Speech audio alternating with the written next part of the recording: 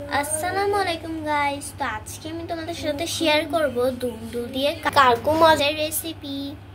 এখানে আমি দুমদুলগুলো নিয়েছি, এগুলোকে ছিলে তারপর কেটে নিব।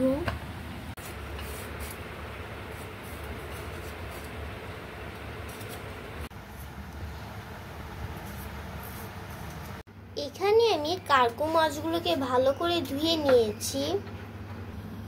হলুদের গুঁড়া, পরিমাণ মতো লবণ, ভালো করে মিশিয়ে নিব। এখন মাছগুলোকে ভেজে নিব।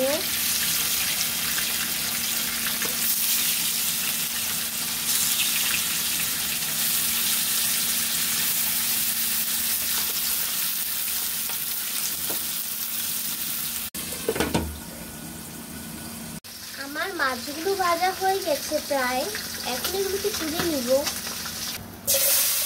এখন পেঁয়াজগুলোকে ভেজে নিব।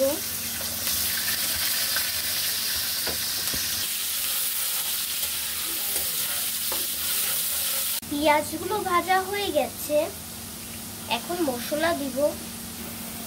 হলুদের গুঁড়া, মরিচের গুঁড়া, মশলাটা পুড়ে না যায় তার জন্য একটু পানি দিয়ে দিব। ধনিয়ার গুঁড়া, পরিমাণ মতো লবণ, কাঁচা মরিচ,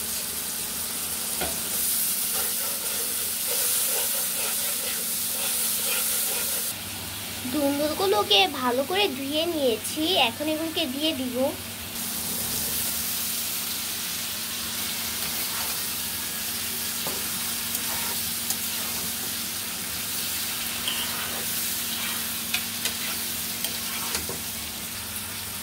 এটা কিছুক্ষণের জন্য ঢেকে দিব।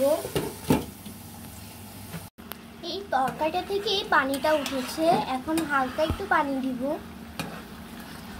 পানি দিয়েছি।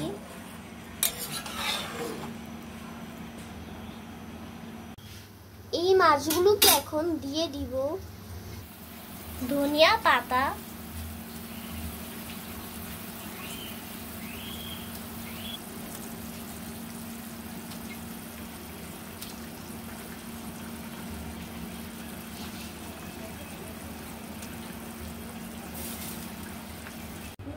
খুব সহজেই তৈরি হয়ে গেছে আমাদের দুমদুল দিয়ে কাঁকড়া মাছের রেসিপি।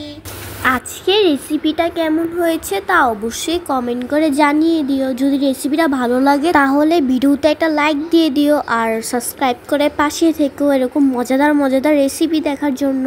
আল্লাহ হাফেজ।